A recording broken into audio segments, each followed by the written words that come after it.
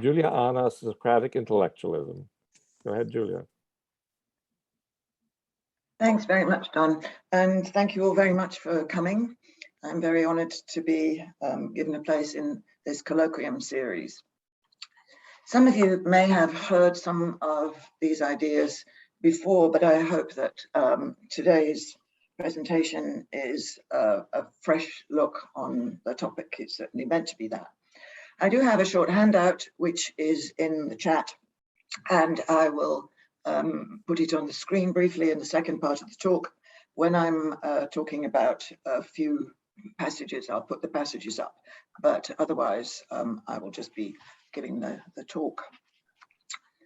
Well, I'm focusing on Socratic intellectualism specifically as the position that just knowing that an action is virtuous is sufficient for a person to do it. That is, that intellectual grasp of what virtuous action is sufficient to motivate a person to do it.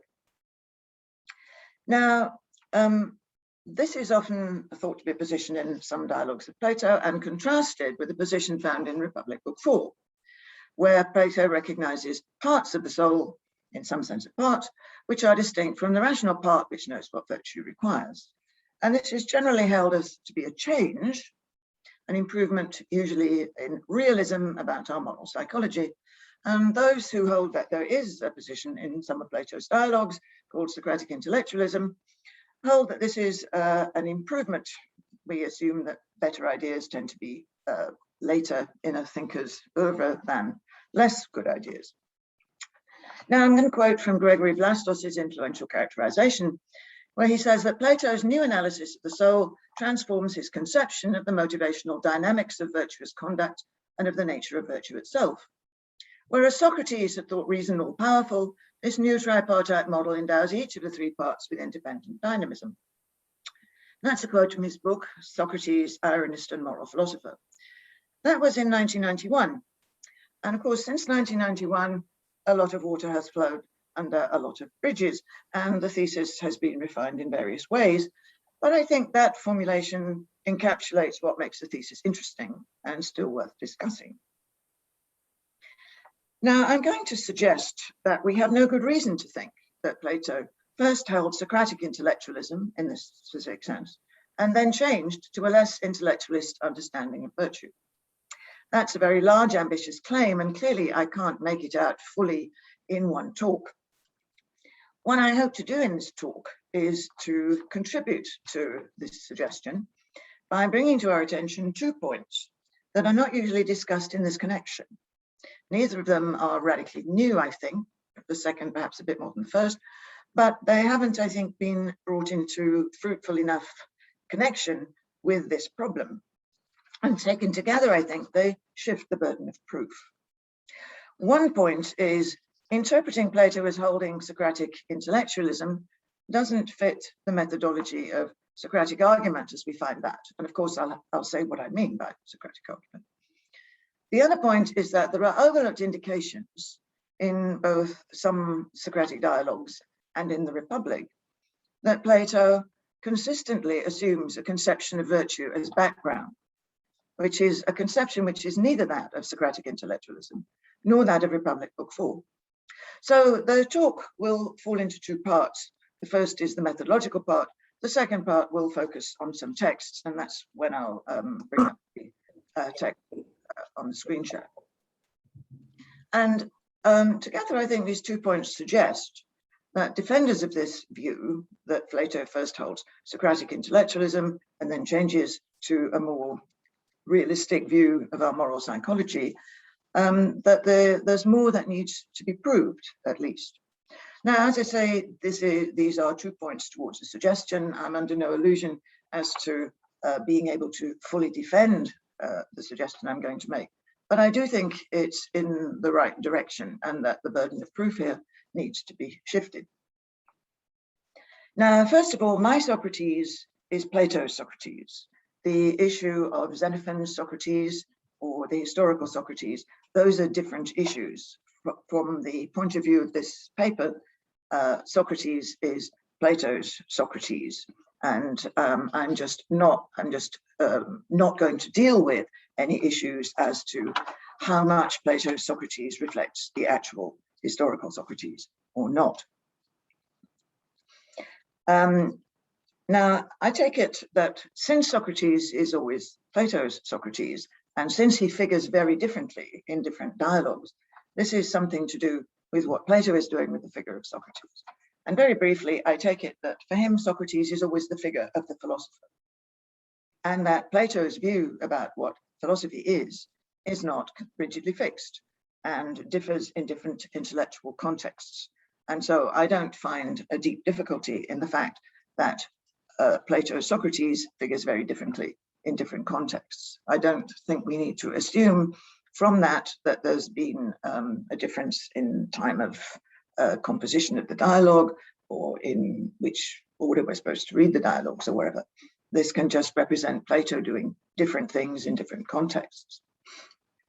Now, I've appealed to Socratic argument.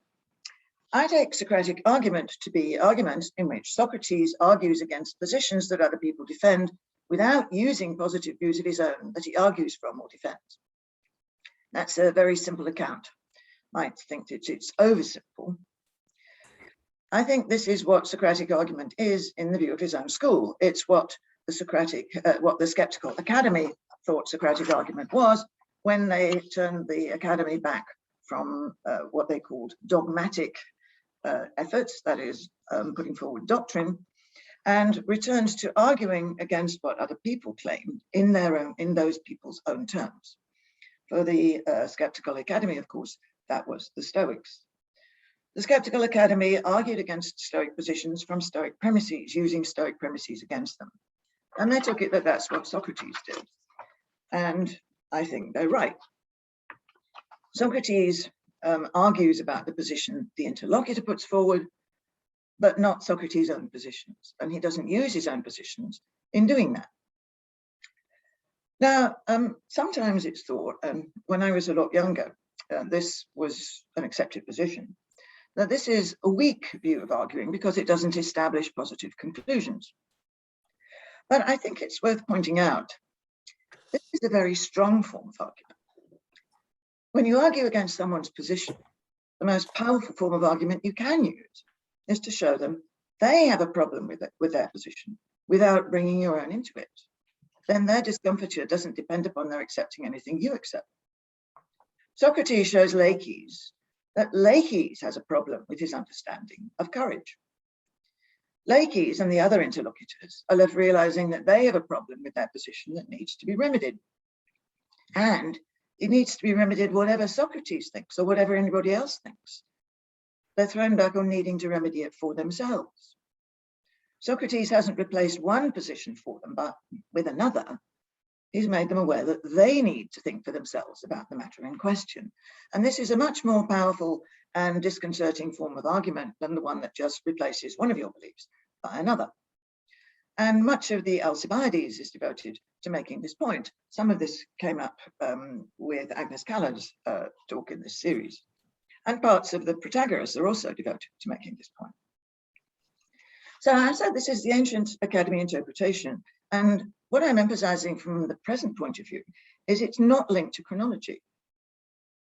The idea that this form of argument is early in the Platonic corpus is a modern construction, but whether it's modern or not, that doesn't matter. What's important is it's an additional construction that's brought in to our interpretation of the dialogues.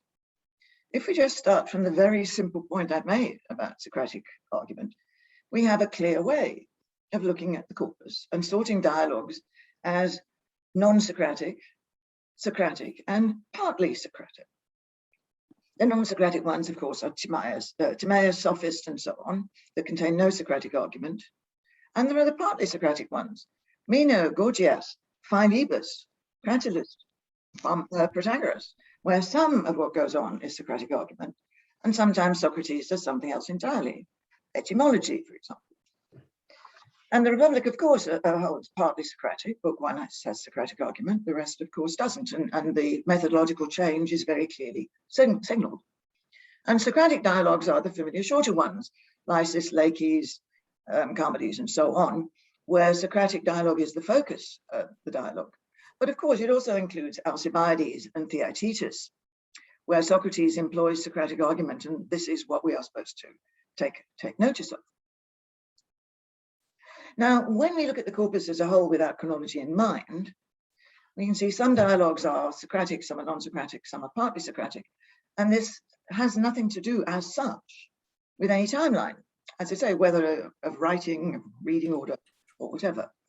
Plato presents Socrates using this kind of Socratic argument when it's relevant to what he wants to do and not when it isn't. And here we move closer to the point I'm making, he's quite happy to combine it in several dialogues with Socrates doing other things, including putting forward positive views. Absolutely nothing in this prevents Socrates from holding positions about important things. In the Meno, he insists at 98b, whatever else turns out to be the case, knowledge is distinct from true belief, and he knows this. But there's no problem here. What he doesn't do is use that, or any of the positions he claims he holds, to argue against the positions of others. Nor does he put them forward as positions that he argues for or argues against them. And that, of course, is why he famously says in the Theaetetus that he's like a midwife. Midwives give birth to their own children, otherwise they can't be midwives. But a midwife is not pregnant when she sees to a pregnant woman. The two are separate. So Socrates might have a substantive position about perception, but he doesn't put it forward in the Theaetetus because the point is to examine what Theaetetus thinks about perception and to get him to think about it. Plutarch, in his first Platonic question, that is, why did God tell Socrates to be a midwife of ideas, puts forward many interesting points about Socratic argument.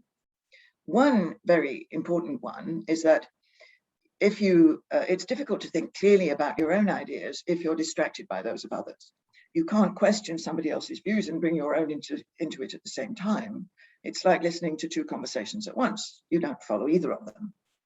But the most important point for Plutarch in that question, and I think it's what's most important to Plato, is freeing others from their false beliefs is needed before they can understand true beliefs in the right way. And that seems to me very basic.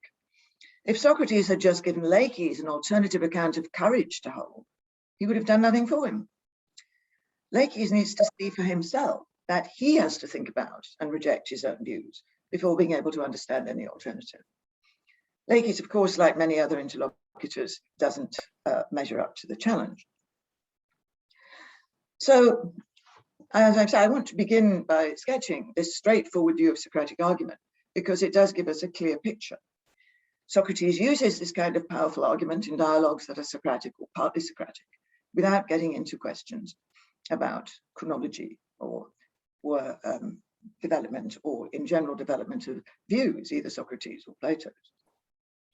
Now, questions about Socratic intellectualism have been focused on the short Socratic dialogues, in some of which Socrates shows his interlocutors that they fail to understand their positions about virtue, courage, piety, friendship, justice, and other ethical matters.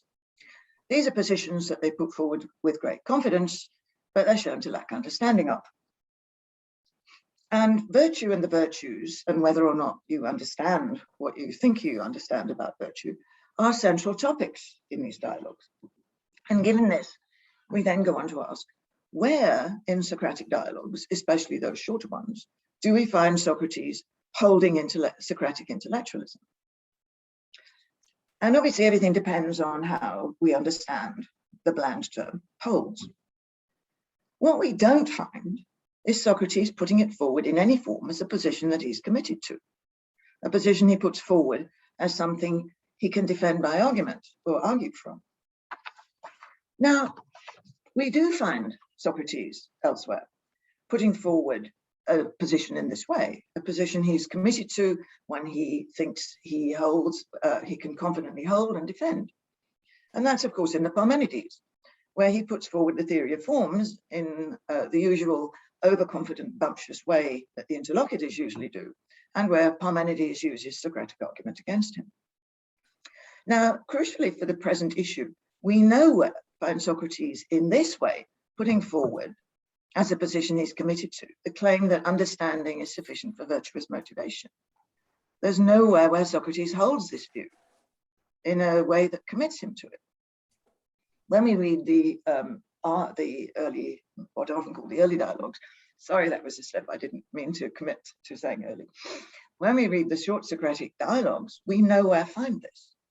We nowhere find him committing himself to this very strong view. Now, some people will immediately say, what about Leakey's 194? Socrates, Nicias there complains, Socrates is not making use of a good point that he, Nicias, has often heard from Socrates, namely that a person is good insofar as he is wise. Now, this is a position which Nicias then goes on to defend, unsuccessfully, of course.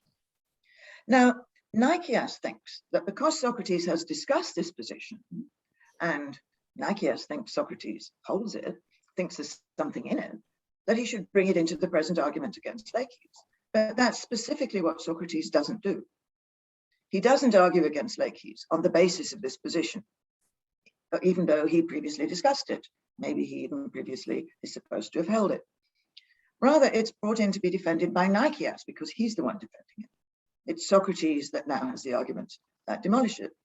And I take it that this passage in the Leakey's can be reasonably interpreted as Plato marking the difference between discussing a view on the one hand and treating it as a committed position to be defended in argument on the other hand. And the second is what he doesn't do.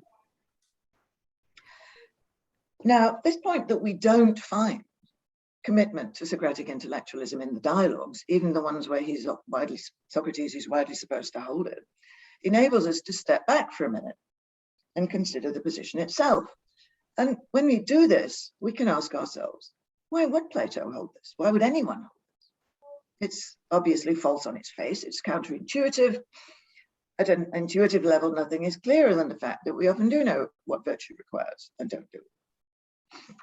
Well, so we find ourselves in the somewhat odd position when we think this, of discussing a thesis, namely Socratic intellectualism, a strong and very counterintuitive claim, while not being able to find it actually put forward in the dialogues where it's supposed to dominate the discussion. Oh, I get to take the car then. Midnight tonight. Oh. Now, why, given that we don't find it explicitly in the dialogues, do many scholars ascribe the position to Socrates? One answer is because Aristotle says so. Now, Aristotle does say so. He says so in both the Ethics, Nicomachean and Eudemian Ethics, and in the Magnum Aurelia, he or somebody else taking notes or whatever, says it much more explicitly and fully. And this has been called the Aristotelian reading of the point by Rachel Barney in a recent article. Now, of course, Aristotle does say that. He says Socrates denied the existence of acrasia, and he ascribes to him the view that the virtues are just a matter of knowledge. And the Magnum Aurelia criticizes this view at some length. And in the handout, you'll find Nicholas Smith has very helpfully brought together all Aristotle's references to Socrates in an extremely valuable article. So you can read all those claims there. But that Aristotle says it doesn't help us as much as we might hope, because it pushes us back to ask, why does Aristotle think this? Assuming he's reading the same dialogues that we do, which I do assume, why does he think this position is to be found in it? Well, this is a large position which people have written many articles about. And in this present paper, I'm just going to make 2 points.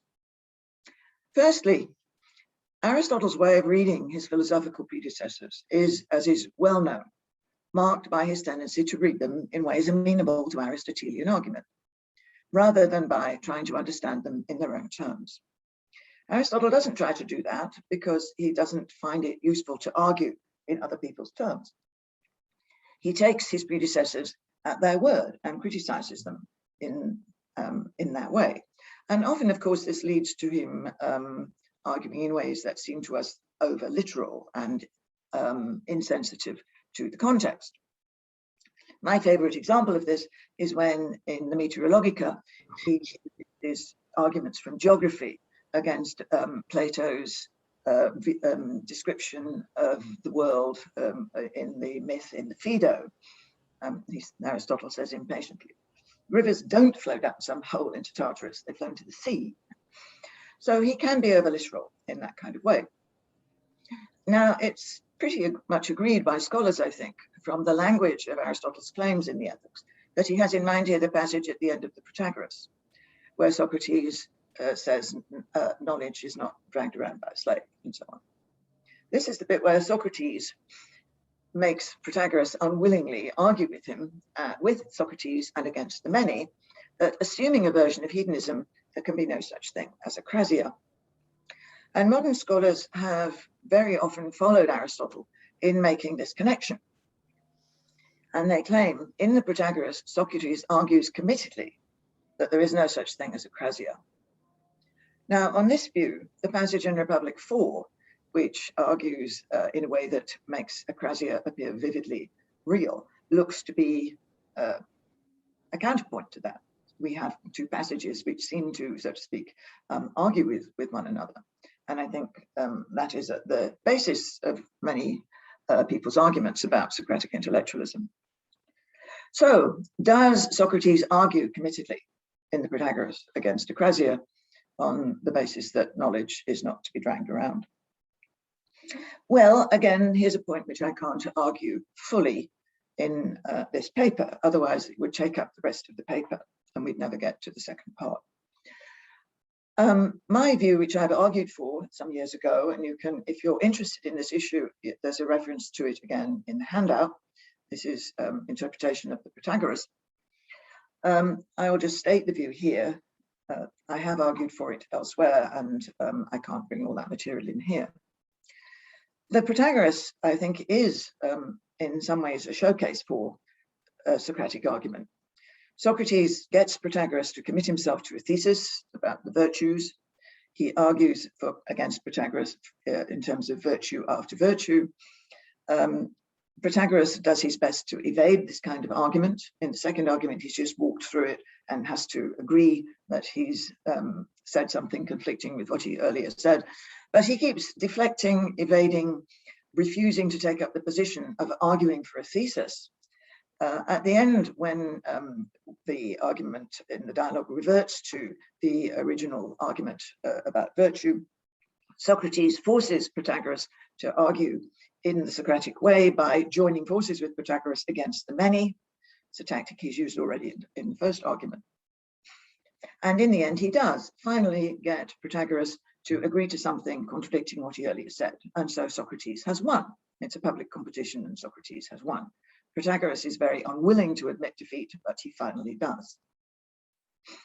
So in line with what Socrates says at the famous passage at around about 333, you have to defend the thesis. It's not a matter of whether you personally hold it or not. You have to defend the thesis. What you have to do is hold the thesis and defend it against argument. I'm not the first person, of course, to think that the Protagoras is a showcase for this sort of Socratic argument. Michael Frader, in his famous introduction to the dialogue, sets out that view also. I'm just stating it here with the proviso that it is argued for. Now, if the Protagoras has this character, it would completely fail as Socratic argument if it relied on Protagoras accepting as part of the argument a position that was committedly accepted by Socrates. Remember, Socratic argument gets you to see that you have a problem without relying on what Socrates says or accepts. And if Socrates is committedly arguing in the middle of that argument, it ruins the whole argument as an example of Socratic argument. So this is the first part of the paper. It's, as I say, it's the much more general methodological point. If we think in terms of Socratic argument in the simple, straightforward way that I've suggested, and this isn't a reductive view. I'm not saying this is all that can be said about Socratic argument, but if we take it to be what the Skeptical Academy took it to be, and what we can see it functioning as in the dialogue, we don't anywhere find Socrates committed to Socratic intellectualism. Why then should we assume that he does hold it? Well, Aristotle says he does, and Aristotle seems to be thinking about the Protagoras. Neither of those views, I think, hold up. I'm under no illusion of having argued fully here against people who hold those views, but I'm making the point these views can reasonably be rejected. So what are we left with? Well, we're left with the idea, if we hold that Socrates holds Socratic intellectualism, then we're importing something into the dialogues. We're saying, look, this is the view he has to hold to make sense of the way he's arguing. But doing that tends to be insensitive to what Socratic argument is doing, because the whole point is to minimize what you're committed to when you're arguing with somebody else. So I'm now turning to the second part of the paper, which makes a different point. So having suggested that there isn't any such position in the dialogues as Socratic intellectualism, as a Socratic position that Socrates is committed to, as opposed to something we might want to see in the background, are there positive reasons to think that Plato might have a fuller conception of virtue? Now, I think there is. It's one that appears in the dialogues when it's relevant to the purpose of the dialogue in question, and we don't have to wait for the tripartite soul in Republic 4. Now, I think there are indicative passages in dialogues that are partly Socratic, the Meno and Republic, and I'm going to point to two passages I think are suggestive in shorter dialogues. So,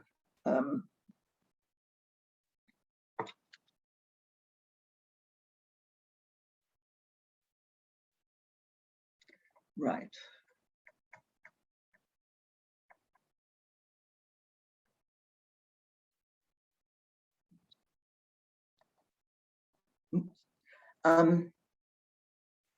Are you seeing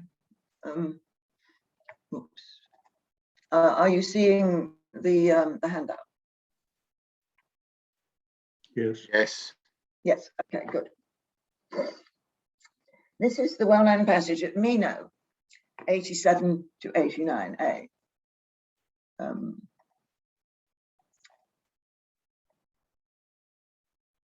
Sorry, I'm trying to find it, so I'm looking at it. Paused. Sorry, I will stop share and share again so I can be clearly seeing it. Right. The issue here is whether virtue is knowledge or something else. And of course, that might look to be an argument for Socratic intellectualism, but I'm going to argue it's not. Virtue is good, so we ask whether there's something good distinct from knowledge, and we examine this by asking what benefits us. Worldly goods like health, strength, and beauty, and good states of the soul, including virtues, turn out to benefit us when only when rightly put to use by wisdom. So it turns out that virtue is wisdom in a qualified way I'll return to. So virtue can't be a natural talent not dependent on having knowledge. Now, at first, this looks like a rerun of the longer argument at Euthydemus 278. In both dialogues, the outcome of the argument is that it's knowledge or wisdom which we need for a good life, and that's taken to be a virtuous life. But there's an important difference between the two arguments. In the Euthydemus argument, the virtues, temperance, justice, and courage, are listed along with wealth, health, beauty, noble birth, power, and status, as things that are considered good in themselves by many people, but in fact owe their goodness, and so their contribution to the good life, to the knowledge that guides a life well. And in that argument, the virtues are not treated any differently from the other alleged goods. They're just material to be crafted into a good life by knowledge. In the Meno passage, however, the virtues get special treatment. Health, strength, beauty, and wealth are said to be good only insofar as they're put to right use by wisdom, and that's just like the Euthydemus argument. But there's a separate argument about the virtues before they are added to the list of supposed goods that are not good in themselves. Socrates begins, let us now look at the qualities of the soul, There's what we call temperance, justice, and courage, and sharpness and memory and munificence and all such things. These benefit us, but they can harm us when they are not knowledge, but something else. Courage, for example, when it's not understanding, but like a kind of recklessness, baros te. The same is true of temperance and sharpness. When they're learned and disciplined with understanding, they're beneficial, but without understanding, they are harmful. In a word, all that the soul undertakes and endures, epikaremata kaikotaremata, if directed by understanding, ends in happiness. But if directed by foolishness, it ends in the opposite. If then virtue is something in the soul and it must be beneficial, it must be knowledge, since all the qualities of the soul are in themselves neither beneficial nor harmful, but accompanied by wisdom or folly, they become harmful or beneficial. Virtue then is a kind of knowledge. And a few lines later, we find virtue, either the whole or a part of it, is knowledge. I'm aware that that last phrase can be read differently. Someone may want to raise that in the question. Now, the conclusion is that knowledge is virtue. But the argument clearly shows it's only part of virtue, because there is clearly another aspect here called qualities of the mind, which can endure or endeavor, which without wisdom are capable of motivating the person and directing the person to act, but do so in a faulty way. The soul undertakes and endures many things, and it can do so in an intelligent or unintelligent way. Intelligently if directed by knowledge, unintelligently if directed by the other aspect of the soul. And in the case of courage, that's recklessness, and it's something with an analogous role in the case of the other virtues. And the conclusion is first that virtue is a kind of knowledge, and then that either a whole or a part of virtue is knowledge. Now, he seems to be concluding two importantly different things here. Has Plato carelessly or forgetfully failed to notice the difference between knowledge being the whole of virtue or a part of it? Well, we don't have to think this. Slightly earlier, Socrates said, virtue would be shown to be knowledge if nothing is good which knowledge does not include. Ho uk episteme peri echai. Sorry, I should have put that on the screen tape.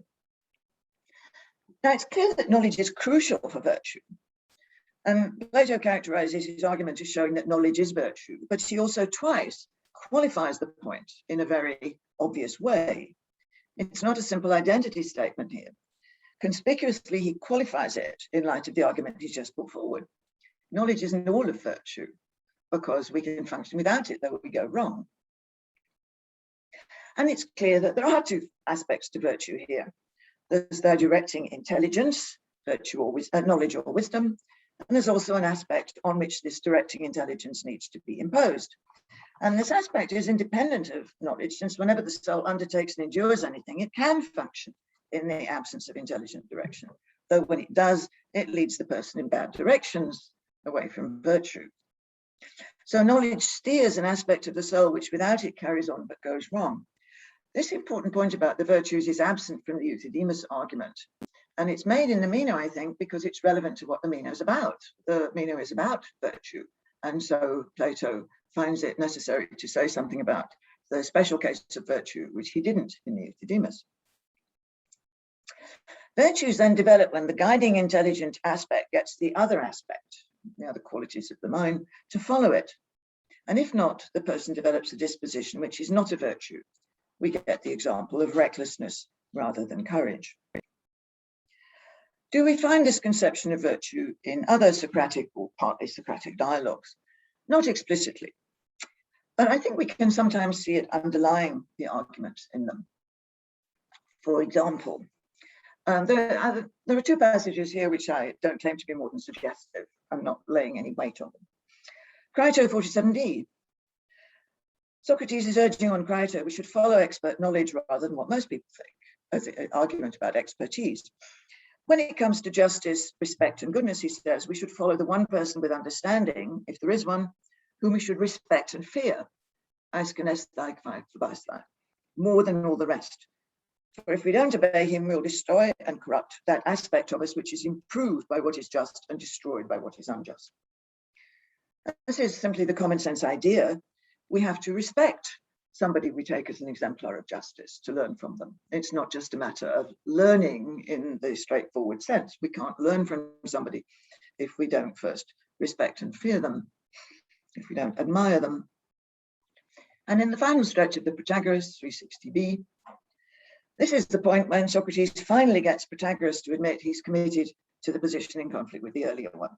And the crucial conclusion here is that courage is knowledge.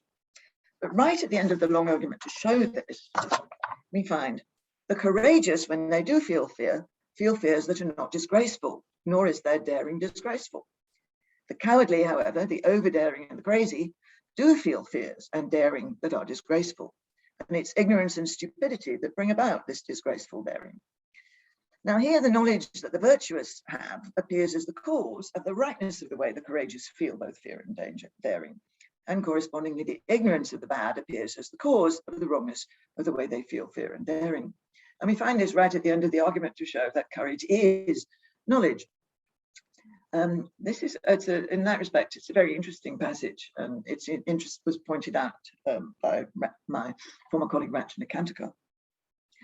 So I think if we look minutely at some arguments in Socratic dialogues, we might find similar points. Now, it might be that this is just an ordinary way of thinking about virtue that Plato is falling into, whereas he means to be putting forward the more theoretical view of Socratic intellectualism. But in a way, this is my point. I think this is the ordinary view of virtue. Virtue does have this structure. There's the guiding intelligence, and there's what you have to, and what guiding intelligence is imposed upon. Now, what about the later alleged rejection of Socratic intellectualism? Well, we don't, I think, have to wait for Republic 4. I think people do because it fits well with the Cressy passage in the Protagoras, and Aristotle points the way. But I think the important passages here are the ones in Republic 2 and 3. This is the long passage where we get developed an early stage of education. Now, this is education for people in the ideal state, of course, but how does Plato develop it? He doesn't start from ideal conditions. He starts from what he takes to be contemporary Athenian education and revises it radically, of course. He argues, as it were, bottom up. In the early stage, very young children are socialized and prepared for rational education. It's a stage that develops character through musicae, training in singing, dancing, and general deportment and physical training. And of course, later there's the further stage requiring mathematics, and promising young people, of course, get philosophical training. But it is emphatically claimed that the further education can properly be understood and applied only by those who have gone through the earlier training of character to be virtuous. Mathematical and philosophical training do only harm to those who have not been habituated to be virtuous by the time they learn them. Now, Plato is, as I say, working upwards. He's taking the Athenian education of his own day and reframing it in ways that, in his view, get rid of the toxic influences of his own society on character. No Homer and no drama, because these expose children to practices and influences that lead them to act and feel in ways fixated on fame and status, unfavorable to development of the virtues. In a good society, children will be habituated in better ways to influences that will lead them to develop characters that are brave, temperate, just, and practically wise. So the early education plays the role of molding an aspect or part of the soul which needs knowledge to guide it because it lacks this, and it matures among what Plato takes to be the harmful influences of Athenian culture, which lead it wrong, and the result is a misformed character. And of course, with children, initially the influences are from the outside, teachers and culture. Eventually, the influences come from the person's own reason. And instead of taking this non-rational aspect of the soul for granted, Plato now spends a lot of time on ways of preparing it to be guided explicitly by knowledge. And as is very familiar, all of the culture surrounding a child must be the kind that encourages the development of virtue, unlike contemporary Athens. Now, the hoped for result is a person attracted to what inspires virtues and repelled by what leads to vices, even before they can explain why. And then we have the very famous quote, "The properly brought up person will praise fine things, enjoy them, receive them into his soul, and being nurtured by them, become fine and good. What is shameful, he will rightly blame, hating it while he's still young, before he's able to grasp the reason. But having been educated in this way, he will welcome the reason when it arrives, recognizing it because of his kinship with it. The Laws has a very similar account of early education of character to socialize and habituate young people before they get more rational and mathematical education. The passage from the Laws says pretty much the same thing. Education is, I maintain, this virtue as it's making its first appearance in children. If pleasure, friendship, pain, and hatred arise in the proper way in the souls of those who cannot as yet grasp the reason for them, and if when they do grasp the reason, their feelings are consonant with that reason, because they have been correctly trained by the appropriate habits, then this consonance is in general called virtue. So in both these works, where the description of education is remarkably similar, the issue is how to educate children so they will grow up to be virtuous adults rather than competitive, status-obsessed Athenians growing up on Homer and drama. It's interesting how similar the passages are, despite the other many differences between the Republic and the Laws. It's very often been noticed that these passages about education of character have features analogous to Aristotle's account of the development of virtue in the familiar Nicomachean Ethics. Virtues are character dispositions which need to develop through habituation to practicing right actions and emotional responses before the person herself can properly understand why these are the right way to feel and these are the right things to do. Virtue requires continuing guiding intelligence and also a properly formed and educated character. And the intelligent guidance has to come from outside the person when they're young, but as they're properly habituated, the young come to be able to understand it rationally, understand why their characters have been well formed rather than badly, and come to be able to develop virtuously from their own ability to reason practically. Now, my suggestion is Plato always thought of virtue like this. Why wouldn't he? It's the basic conception of virtue that people have in the ancient world, the conception that philosophers take up and develop in their different ways. Plato, Aristotle, Epicurus, Stoics have their own views about how we develop virtue and how it should be when it's developed, but that's what they all start from. Why would Plato have a different background conception of virtue from everyone else around him?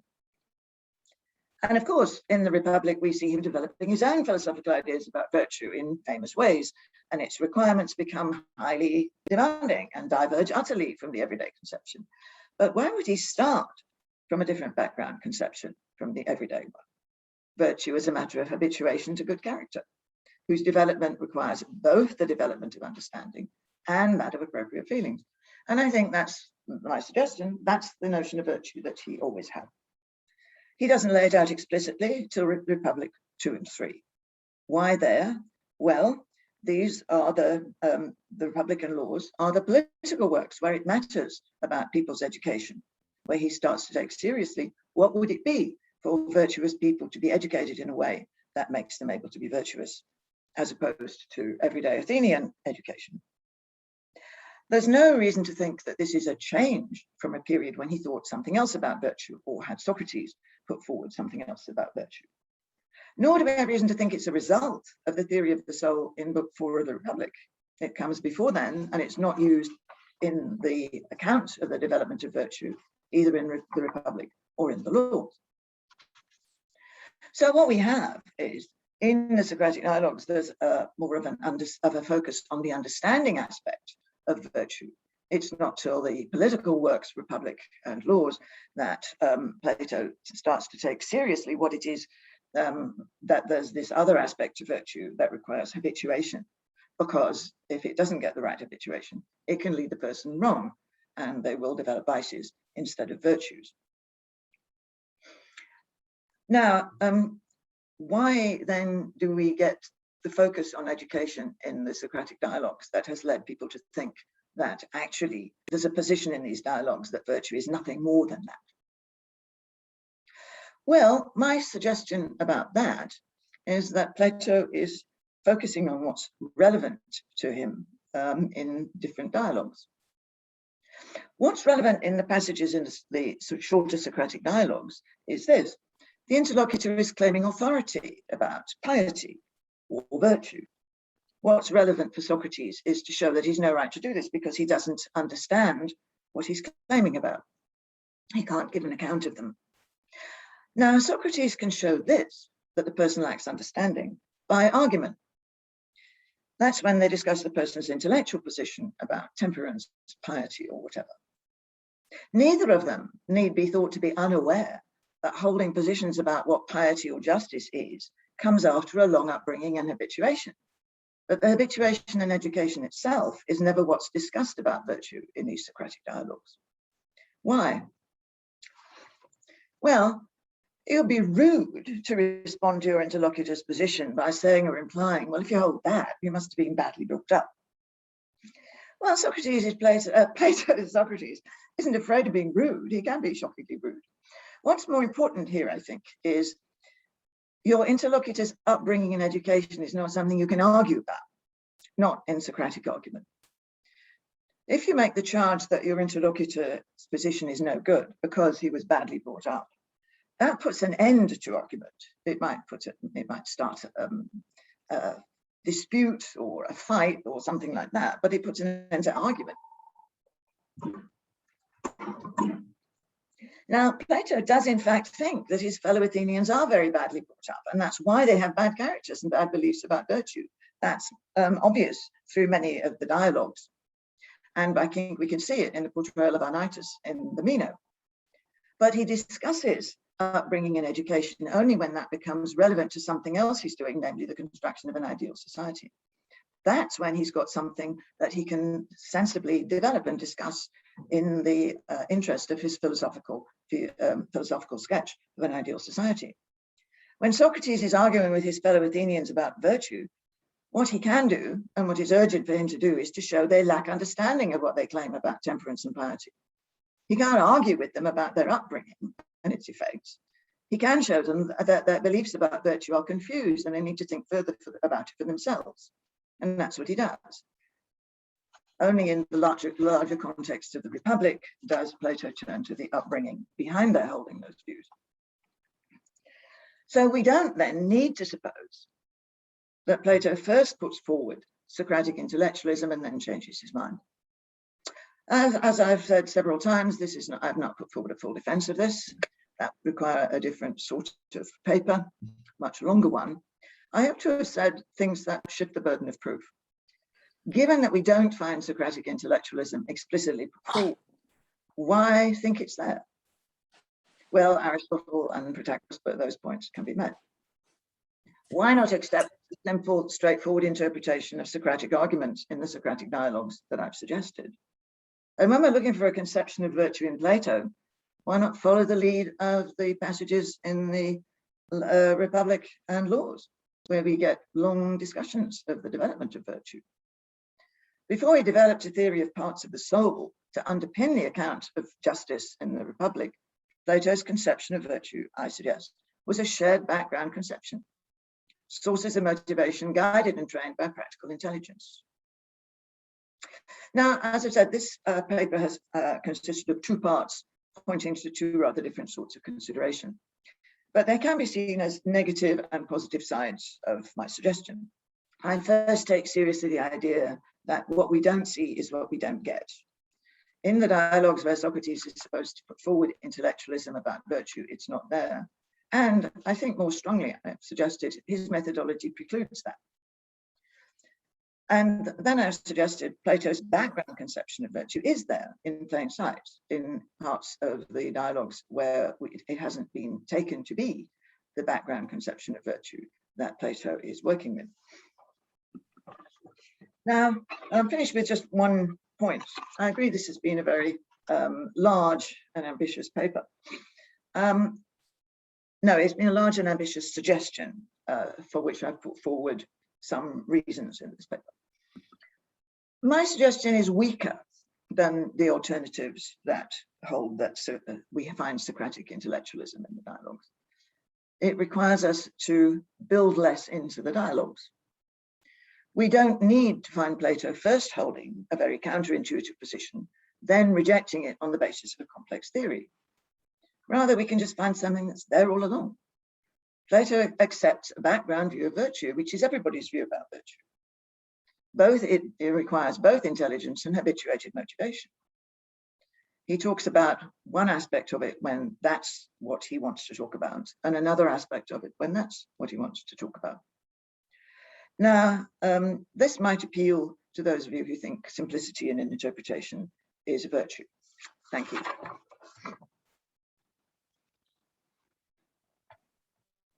All right, I'll do my usual and clap on behalf of all the muted people.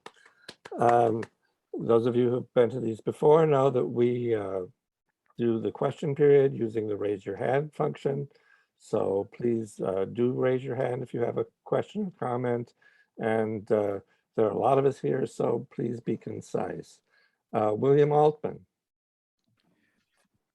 Julia, thank you for that very, very interesting paper. And I'm sure people will ask much more interesting questions than mine. But I want to pick up on your very welcome allusion to the first Platonic question in Plutarch.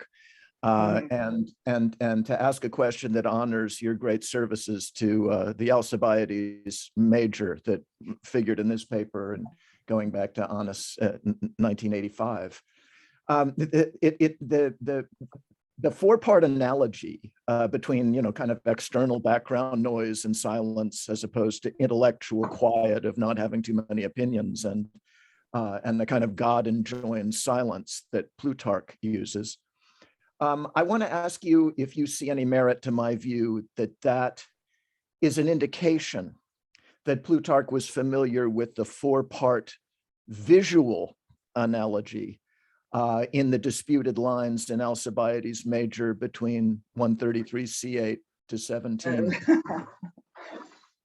Well, I see from your laugh, I don't need to embellish the question. So I just wonder if you would briefly comment on that, because I know you don't those Stabaeus and Eusebius lines are part of the dialogue, but it seems to me that this passage indicates that they may well be, and that Plutarch got the idea of his audio four-part analogy from what he found in God as the more perfect mirror completing the four-part analogy in Alcibiades.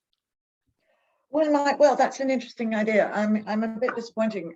I don't have a well thought out view on your suggestion, but it might well be. I mean, we know Plutarch knows Plato very, very well. He has no doubts about the Alcibiades of a modern sort. Whether the disputed text is in the text he read, I don't know, but it might have been.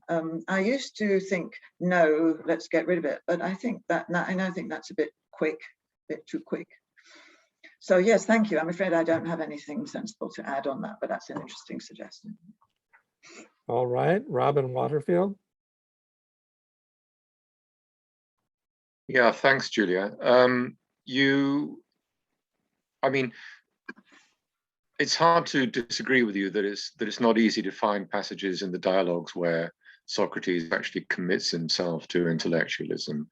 And you talked a bit about the end of the Protagoras, but I wondered what you thought about some of Socrates' statements in the Simonides bit of the Protagoras, because isn't that where, almost above all, he seems to state in his own voice an intellectualist position? I'll read perhaps a stretch of Christopher Taylor's translation. This is Socrates speaking. "For I am pretty much of this opinion, that no intelligent man believes that anyone does wrong freely or acts shamefully and badly of his own free will, but they well know that all who do shameful and bad things do so other than freely." Isn't that intellectualism all pretty damn close? And isn't that, and Socrates is saying it in his own voice? Well, I looked that up. I mean, I was reading Christopher Taylor's translation. I think it's not so clear. Let me find it. What's the exact reference? It's 345, 345 D to E. Yeah.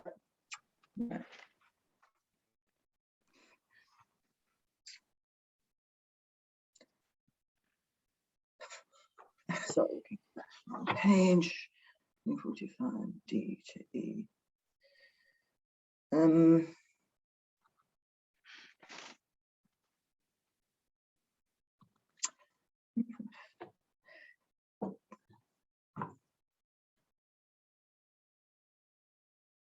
Yes, okay.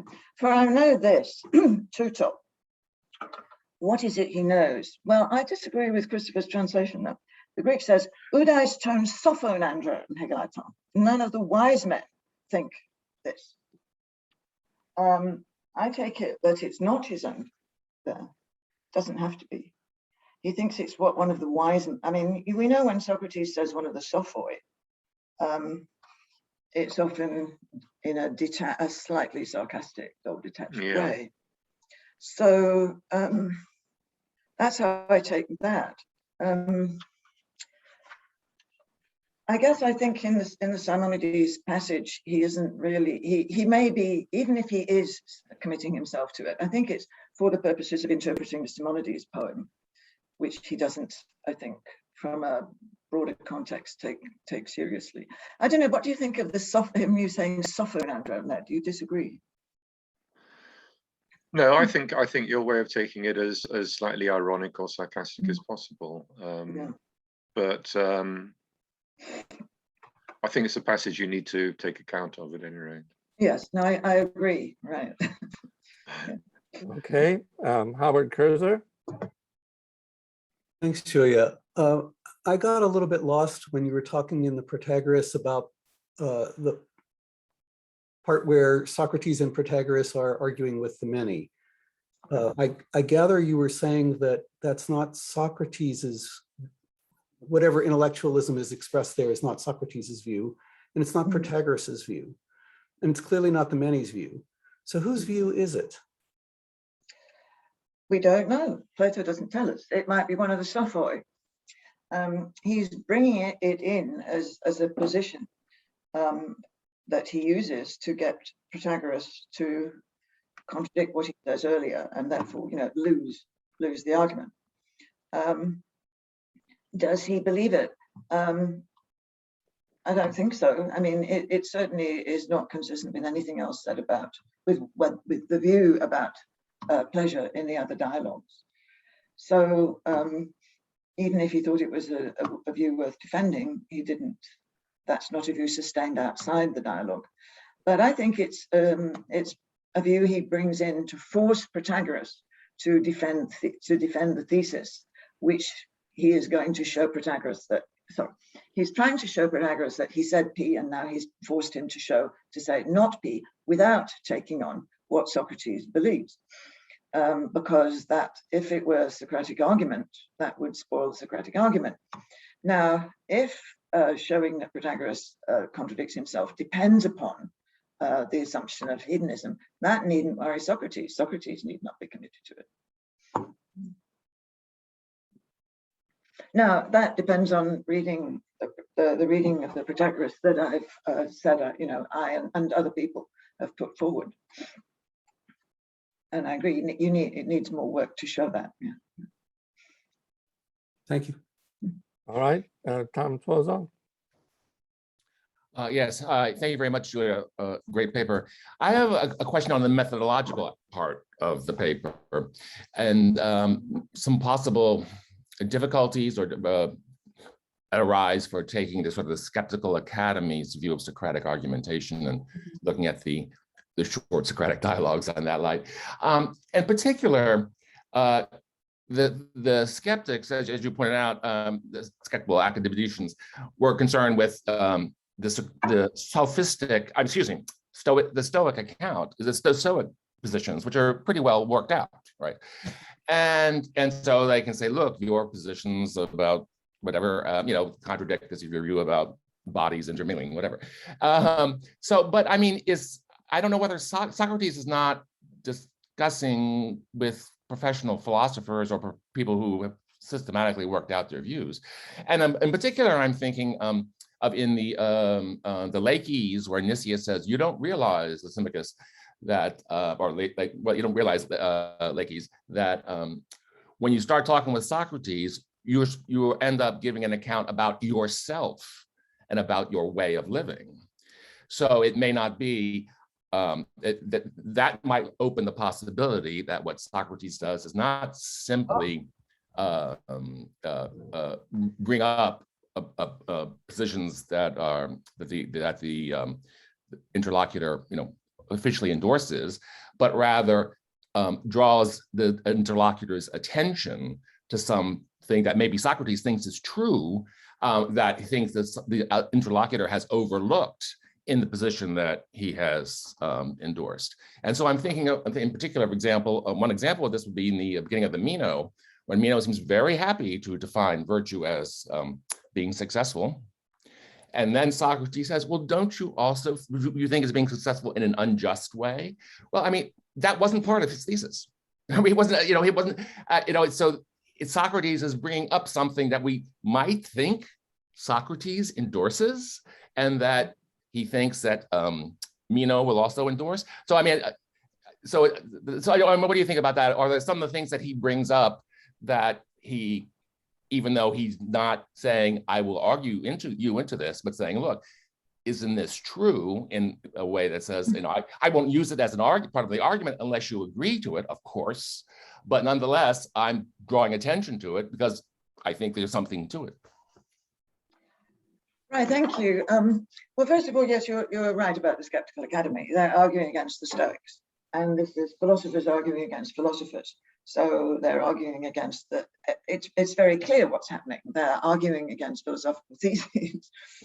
And the short Socratic dialogues, Socrates is not arguing in that way. It's all much more embodied, right? The argument shows something about the character of the person.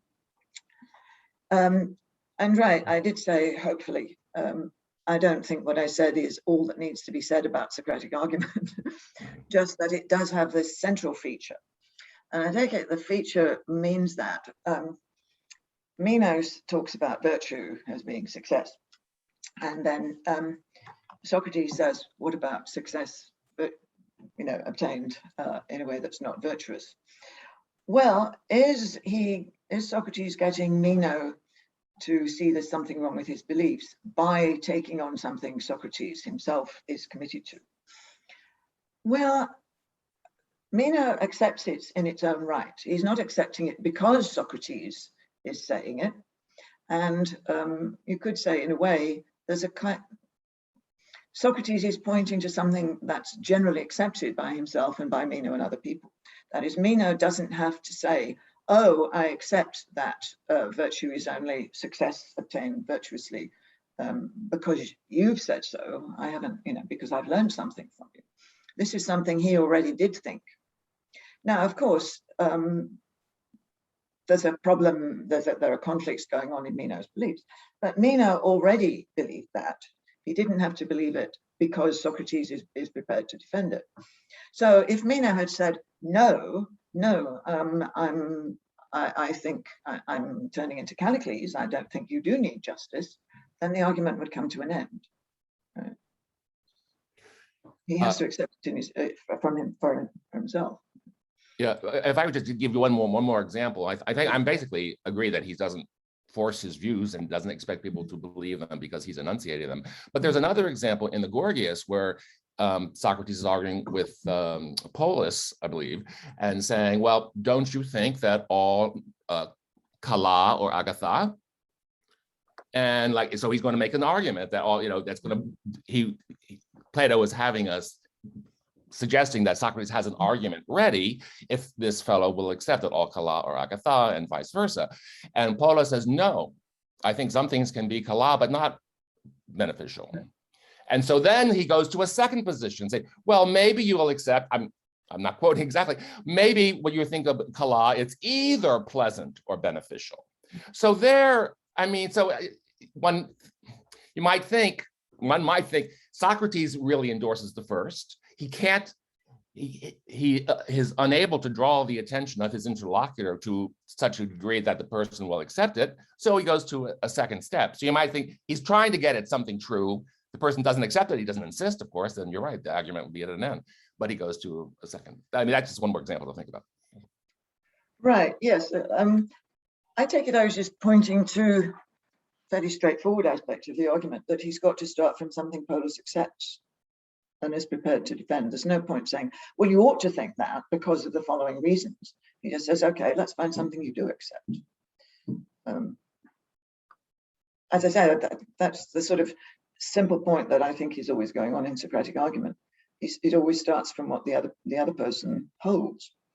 Now, I mean, sometimes, yeah, Plato has Socrates sort of lead them into holding it, but the point is they have to hold it. Like this, hold on.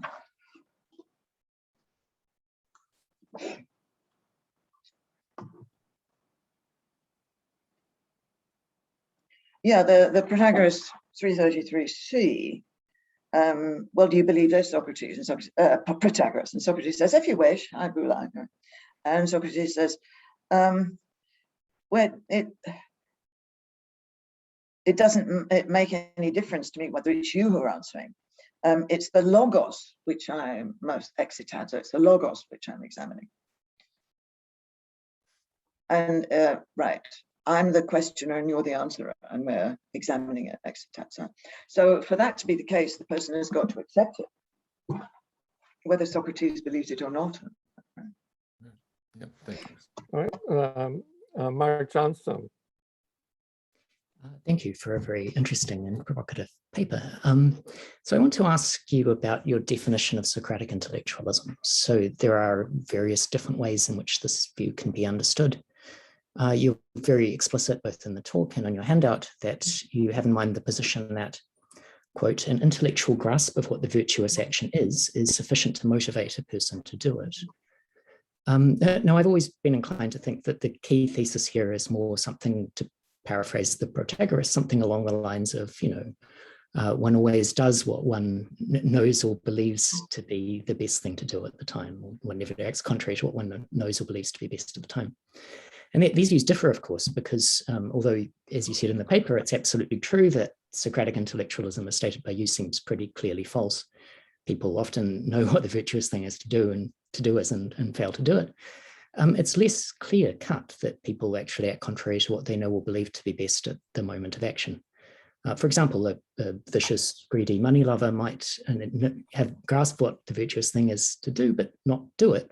That's not a counterexample to Socratic intellectualism, the way I would understand it, because the person is acting in accordance with what they know or believe to be best at the time. They just have bad values. And so that view would support, the classic Socratic paradoxes that no one knows willingly, that knowledge of what is good to do is sufficient to guarantee that one always acts well, and so on and so forth. So the question concerns your definition of Socratic intellectualism specifically.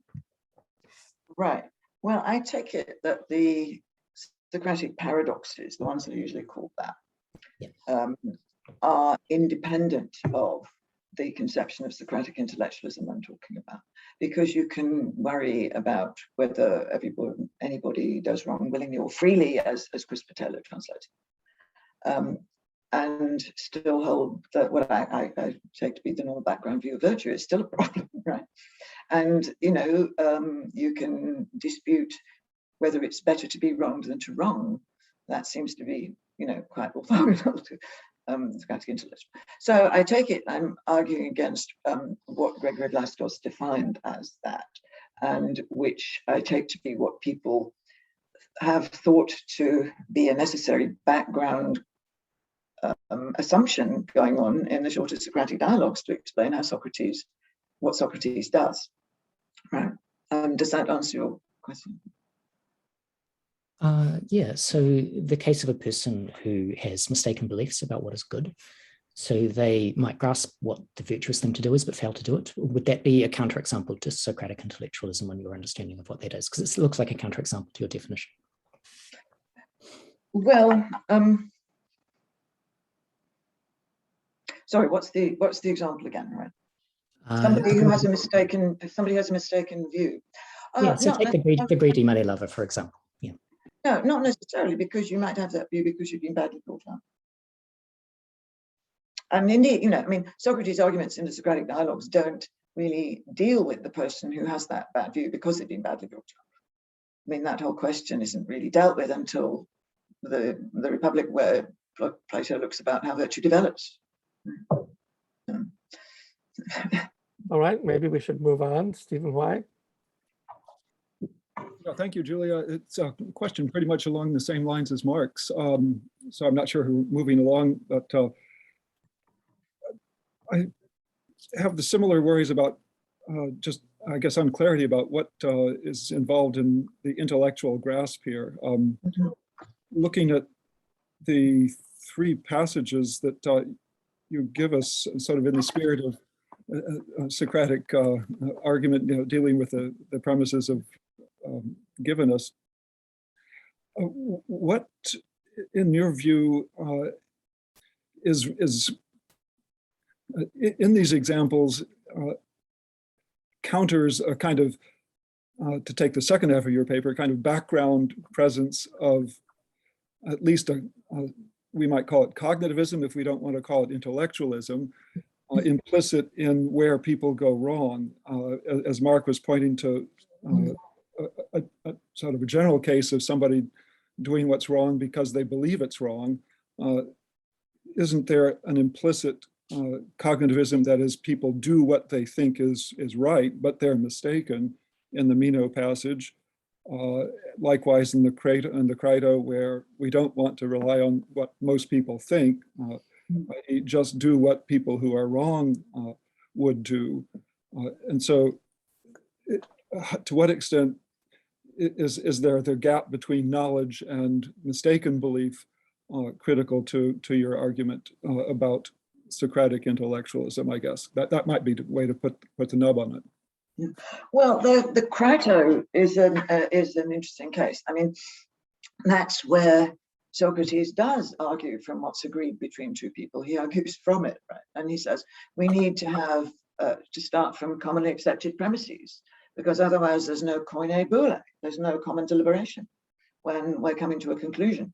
It's unlike all the other dialogues in that the two people are coming to a practical conclusion. Should I escape? And he concludes no. So to get a koine boule, you have to agree with what the person,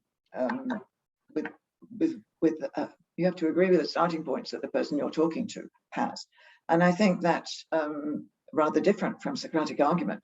He's not trying to show, Socrates is not trying to show Crito that he's made the sort of mistake he points out that people like Hippias are making. Right, I think the Crito is unique in that respect. They're arguing to the answer to a deliberative question: should I do it? And yes or no. Now the other point about knowledge and mistaken belief. I was taking it that when people show they can't, they don't know what piety whatever is, or they don't know what virtue is, they're showing they can't give an account of it. Now, it seems to me that leaves two stories open as to why they can't give an account of it. One is that they've had a good upbringing, but they're just intellectually incapable. And the more plausible one is they've been brought up badly. That is, they've been brought up on Homer, as Meno. Meno presumably hasn't been brought up on tragedy, but Meno's been brought up on Homer. And so that's why he can't give an account. So it seems to me that Socratic intellectualism, as it's been found and said to be as a background assumption in the Socratic dialogues, is perfectly compatible with, Socratic intellectualism. You don't have to assume it to make sense of what Socrates is doing. It's one way, one interpretation of why people in the dialogues can't answer Socrates' questions, but it's not the only explanation. And I'm suggesting it's not the most intuitive and simple explanation. An explanation is they just can't answer his questions. So and the comprehensive answer we only get in the Republic, because then we see the gap between how they've been brought up and how they would have to be brought up if they were going to be virtuous. In the Protagoras passage you give us, there's the distinction between diagnoion and diamatheon. Do you see that then as foreshadowing that kind of distinction between where agnoia would be the person who's well brought up but doesn't have the logos yet, doesn't have the intellectual grasp? Amathea is someone who's just been poorly brought up. Okay, sorry, what's the reference, please? Let's see, that's, it's at the tail end of your excerpt 360B, I guess that would be. 360. Yeah. It's the top of the page in Burnett. Oh, yes, right. Yeah, through agnoia and amathea. Yes, I wasn't focusing on that difference between agnoia and amathea. Because he does seem to be explaining the error, as I say, cognitively, as opposed to any other parts of the soul. And so that seems to be, again, a suggestion that there's a kind of background assumption of, if we don't want to call it intellectualism, of a cognitive view of behavior. That is, what people think, as Mark put it, what you believe is the right thing to do is what you're going to do. And there may be a gap between theoretical beliefs and the beliefs you have, as it were, belief might be the wrong term here, but the beliefs you were raised with. And so I'm wondering whether the case against Socratic intellectualism turns on something like that. I mean, it would make good sense of I think the two, for me at least, it seems to make good sense of the two halves of your paper. That is, the strategy of Socratic argument is to go for what someone, they're deeply held convictions, as it were, because you're trying to move them from where they are, rather than operate at as it were, merely intellectual level, merely theoretical. Yeah. Yes, thank you. I mean, amathea doesn't just mean not knowing information, of course. It has a suggestion of not being willing to learn. In the laws, he actually says amathea is a sort of conflict in the soul, right? So yeah, that's interesting. Yes, thank you. Niels Rahut.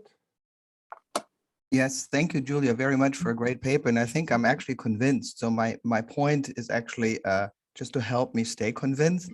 So I wanted to say something about what you actually just talked about. Socratic methodology seems to really insist on asking the what is X question, right? What is piety? What is virtue?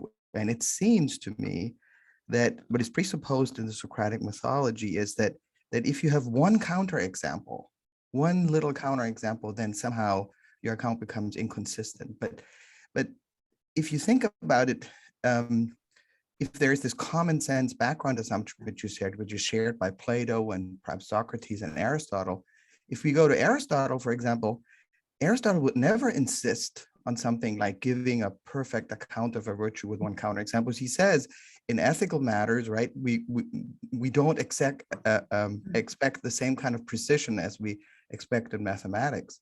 So it just seems to me that if we take the Socratic methodology and asking the what is X question and being so insistent that one logical inconsistency has these huge ramifications, doesn't that somehow also suggest that there is a certain kind of intellectualism going on here presupposed by this? Well, Socrates in those dialogues is always talking to a specific person. So what he's questioning shows it. This person doesn't have the resources to explain something which they think they know about. It isn't always virtue, of course. Hippias doesn't have a clue how to understand the fine, which is much broader than virtue. So what he's showing in each case, and I mean, this was earlier brought up, it's in this sense, it's not like the Skeptical Academy arguing against the Stoics.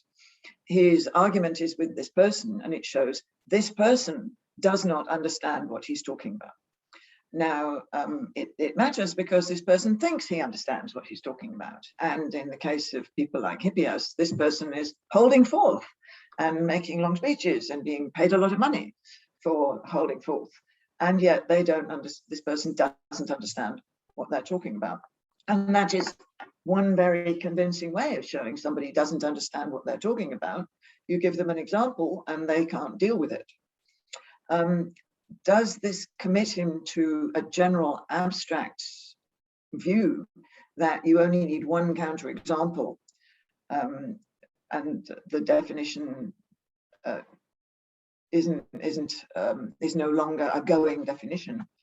I take it the point is more brought out by the fact that Socrates is talking to one person. This person is shown that they don't know what they're talking about, and they're shown it in a way that they have to deal with. This person has to deal with it. And in every case, it's conceivable that the person could have dealt with it by realizing their own ignorance. And very often, of course, the interlocutors don't. They get angry and walk out, or just pretend they don't care, or something like that. But the aim is to show that the person who is being refuted needs to deal with it for themselves. And I take it that's because Socrates thinks that's the only way you get to the truth. You don't get to the truth by having your view improved by somebody else, because the other person might not have any better reason for holding his view than you had for holding your view. You have to figure it out for yourself. Socrates is helping them to do that by showing them that they don't understand what they think they understand. But I don't take that to be more than an example of what Aristotle is talking about when he talks about what Socrates does. You know, he says Socrates invented these forms of logical argument. But I think as we see them in the dialogues, these are arguments aimed at getting people to think in the right way that would eventually get them to have knowledge rather than the inadequate beliefs they have. That may leave you less convinced, I hope not. Well, if I might ask, one question is just because I thought one of the effects of your paper, which I really love, is actually to assimilate kind of the Platonic Socratic position with the Aristotelian position, right? That there's this common sense background assumption that we need habituation and we need wisdom, and they work together to establish full virtue. For me, what I wanted to draw attention to is that we also see this kind of crucial difference between Aristotle and, of course, Plato and Socrates, that Aristotle seems to insist that ethics is kind of not as precise, right, as geometry and mathematics, but it seems as if the Socratic methodology suggests a certain precision, which Aristotle doesn't expect in the subject matter. And that might point to one of the differences. And I don't know whether that works against your argument or not. Well, Plato certainly goes in the direction of precision. I mean, in the Republic, he starts working out his own philosophical theoretical view of virtue. And, you know, ultimately, you need to spend years and years and years on theoretical studies. So, right, yes, I think Plato does have a precise theoretical ideal when he starts thinking philosophically about virtue in the Republic. Okay, we've got maybe room for one last question. Brian Reese, could you be concise? I can. My question connects with some of the previous ones about your methodological section. You've offered powerful tools for dissociating positions from Socrates and for undercutting Aristotelian testimony about those positions. But I actually wonder whether they might be too powerful. So I would like to hear a little bit more about attributions to Socrates of substantive positions or peculiar orientations, especially by Aristotle, that would survive your interpretive method. Well, Aristotle is writing as someone with a very different philosophical methodology. And when he says Socrates held this, I think he has in mind Socrates held it as a committed view that he was arguing for and would be prepared to defend. Now, the point about making about Socratic argument is Socrates can have views. That's made very clear in the midwife passage. Midwives have, to be a midwife, you have to have had babies. You don't know what it's like to go through childbirth if you haven't done it. So you're no good at discussing and trying to improve other people's views unless you've had your own views. You know, there's no such thing as arguing against somebody else from nowhere. You have to have your own views and thought about them. But the difference is having them and having them in a committed way.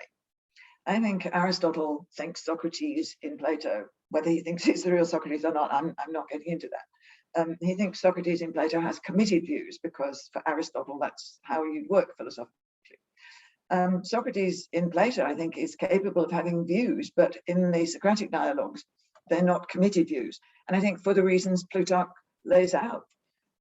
Firstly, having them both at the same time is confusing on both sides. You can't work out where the argument, what the argument depends on. And also because it's important, if you're Plato, not just that you have a view, but that you have it for the right reason. So you have to have thought about why your own views are wrong before there's any point in trying to accept another view as the correct view. You can't just sort of go through, if you go through life assimilating views from the culture, you'll just end up with a lot of stuff you haven't thought about. And some of it might be right, but as far as you're concerned, it might as well be wrong because you haven't worked out why you think it's right. So I think the difference is whether he holds something as a committed view, and I think Aristotle thinks he does, or whether he just holds it as a view in a way that's compatible with the practice of Socratic argument. So thank you all for these questions. They're all very good. Thank you. Yes, thank you, Julia, for a stimulating and provocative paper. Again, applause on behalf of all the muted people. There's going to be another virtual Socrates colloquium in 2 weeks.